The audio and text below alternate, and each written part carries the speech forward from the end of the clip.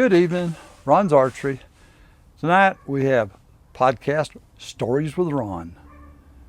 And my overhead motion activated light went off. I don't know if it'll come back on or not.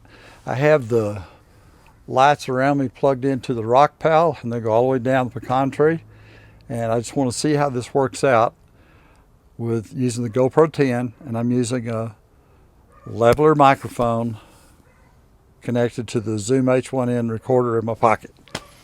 I'm curious to see if this light comes on again. I'm hoping I'm far enough back that it won't pick me up, but it might. Stories with Ron. Did I ever tell you about the time that I got out of the Marine Corps, my first jobs? Gee, that was an exciting job. My buddy and I got out and we were in Charleston, South Carolina. We took off walking down the street.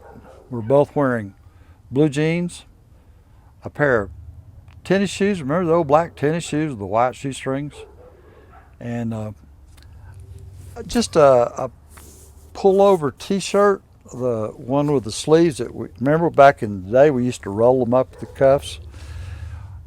We were right out of the Marine Corps. That was our civilian clothes.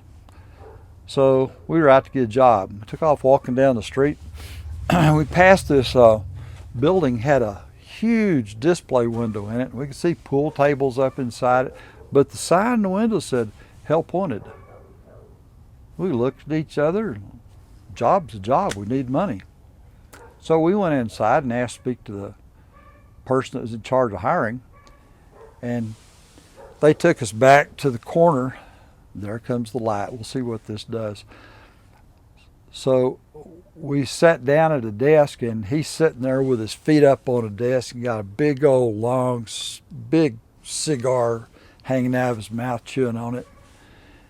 Wearing a suit, big flashy jewelry on his fingers, big fancy watch. Looked like a Rolex, but what do I know? He said, "What can I do for you boys?" "Well, we're just out of the Marine Corps. We need a job." He said, "You're hired." I said, "What?" He said, "You're hired. I'll give you a job. I'll pay you well. Are you interested?" We said, "Sure. What's the job?" He said, "Does it matter?" We said, "No, it doesn't really matter. We just need the money." So he said, "We'll come back tomorrow at 8 a.m. Be here sharp. You can wear what you got on." "Really? What we're wearing?" "Yes, sir. Just wear what you got on." So we left. We thought, well, he's going to have us working inside, cleaning up, and maybe taking money for people playing pool and buying their drinks or whatever. So we showed up at 8 o'clock the next morning, both of us, promptly on time, as good Marines do. And he said, "Go out there and get in that car." Went outside, and here's this big, long stretch limousine, a black stretch limousine. So the chauffeur opened the door. We got in, sat down. A little bit later, the boss man came, and he got in the other side and sat down across from us. He's still smoking that cigar. Boy, did it stink in there. There's the light on again. Might have to try turning that off if it doesn't work right. So he said, "Do you know what that is on the floor in front of you?" Lonnie looked at it and said, "I don't have any idea." I said, "Kind of looks like a sewing machine." He said, "That's exactly what it is. It's a sewing machine. It's a portable sewing machine. I want you to sell that sewing machine today." I said, "Both of us sell one?" He said, "Yes, you go as a team, go up, knock on the door, and say, 'We're right out of the Marine Corps. We're trying to make money to get a fresh start in life. We're selling a sewing machine. Would you be interested?' That's exactly what I want you to say. Don't say anything else. And if they say no, you say, 'Thank you very much. Have a good day,' and go on to the next house." We did that. Would you believe on the 39th house, a lady said, "I'll buy that sewing machine. How much is it?" And we looked at each other and said, "We don't know." "Excuse me?" He didn't tell us. So we didn't sell it. We went out sat at the curb and waited for him to come back around. He finally showed up about an hour later, and he rolled the window down and said, "Did you sell that sewing machine?" "No, I see you still got it. You're sitting on it." "Well, we forgot to ask you how much to sell it for." He said, "I didn't tell you how much to sell it for. Get whatever you can get for it." We went back up to that house, knocked on the door, and said, "Ma'am, our boss says we can sell it to you at a fair price." She says, "What's the fair price?" "We don't know." "Well, I'll give you $25 for it." I thought, that sounds kind of cheap for a sewing machine. She said, "All right, I'll give you $30, not a penny more." Well, that was about 1972. So that was a fair amount of money. So we took the money, went out, sat out on the curb, and waited for the boss to come back around. He pulls up, rolls the window down, and said, "Well, I don't see the sewing machine. Did you sell it?" "Yes, sir, we did." "How much did you get for it?" "We got $30 even." "Well, that's fantastic." Get in the car. Got in the car. He had 2 more sewing machines. He said, "Now, I want one of you on one side of the street and one of you on the other side of the street. Go sell these 2 sewing machines."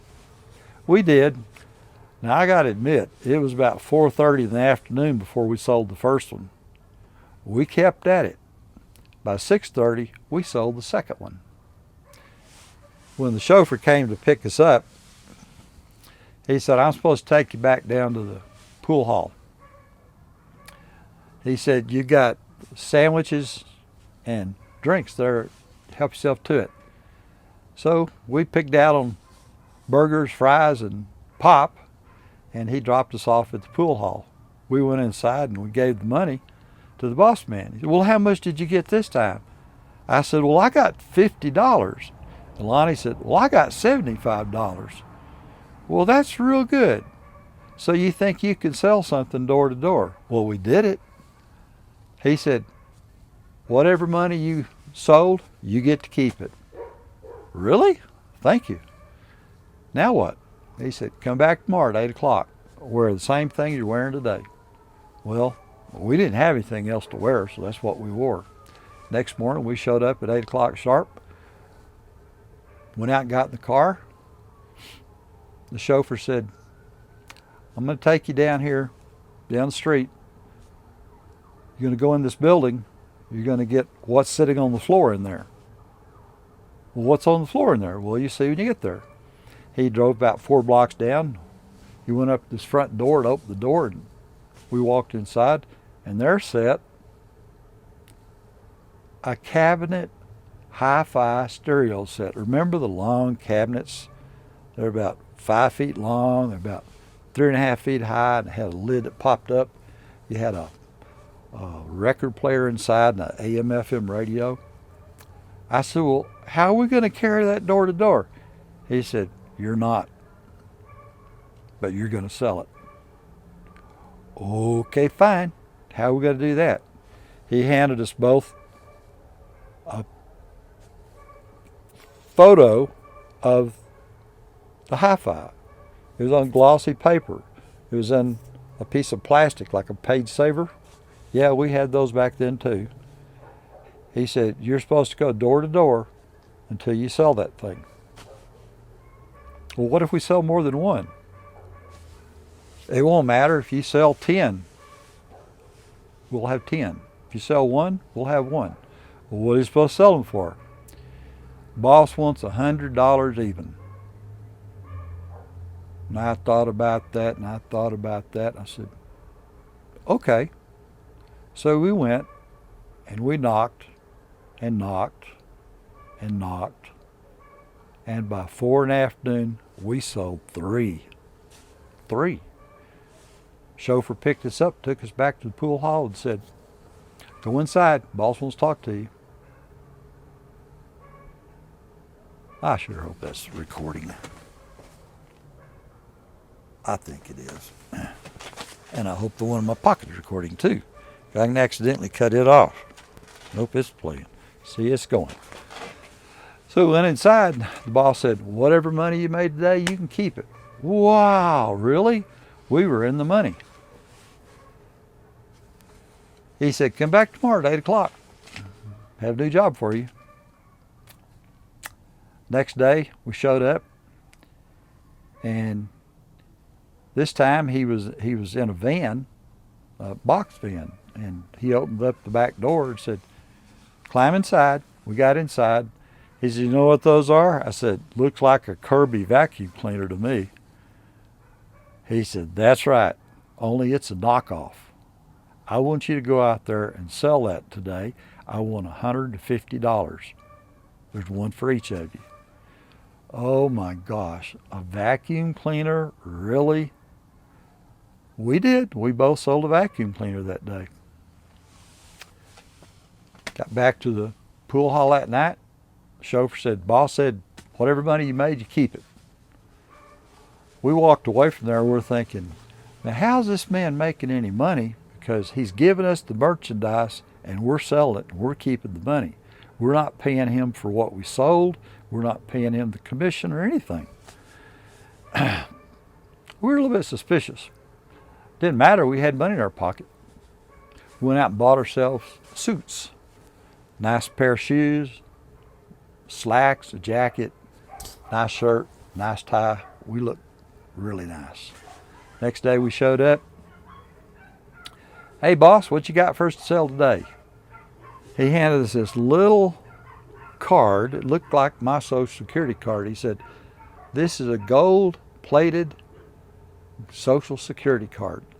You go door to door and you take orders for this card.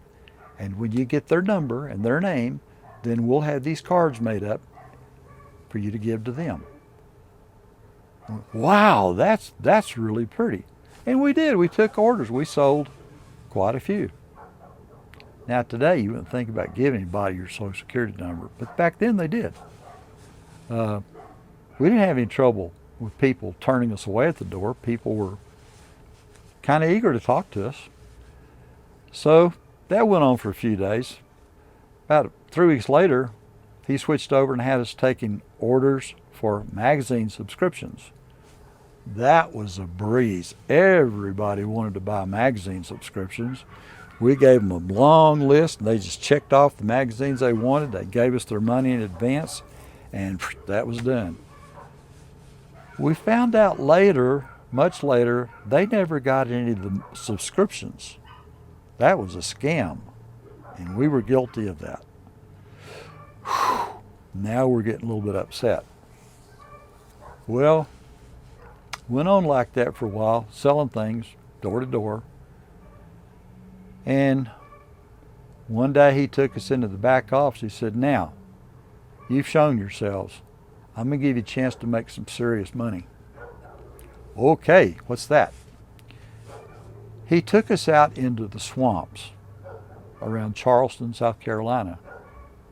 And he said, "I want you to pick any house that you see anywhere out here. I want you to go up to the house, and I want you to sell them, have them sign a contract for a brand new bathroom." What? A bathroom?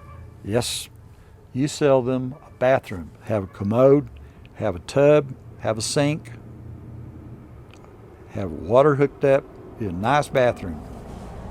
Well, the first few houses we went to, we were a little bit in a quandary because these were little shacks. I mean, these were like little shacks left over from the slave days. Literally, some of the women I talked to in those houses, their grandparents had been slaves, and this is a slave quarter that had been passed down to them. They didn't have running water in these houses. They had outdoor outhouses. But we did sell 2 or 3 bathroom construction jobs, and they signed on the dotted line, and they gave us $1 or $2 just to seal the deal, and we went away. As far as we know, they got real nice bathroom construction jobs later. Oh no, that didn't happen. They got the bathroom built in there, but they didn't get the running water. That was their problem. Oh dear. So now I've had it up to here. Lonnie's making good money. He's happy. I'm not happy. This just doesn't seem right. Well, I quit Lonnie stayed on. I met Lonnie about 2 years after that. Met him in a airport. We embraced. How you doing, bro? He told me he had taken up selling aluminum siding. Aluminum siding? Yes, sir. I go door to door. I take orders on these old asbestos shingled houses, and someone comes out and they install aluminum siding on the house. And I make really, really good money.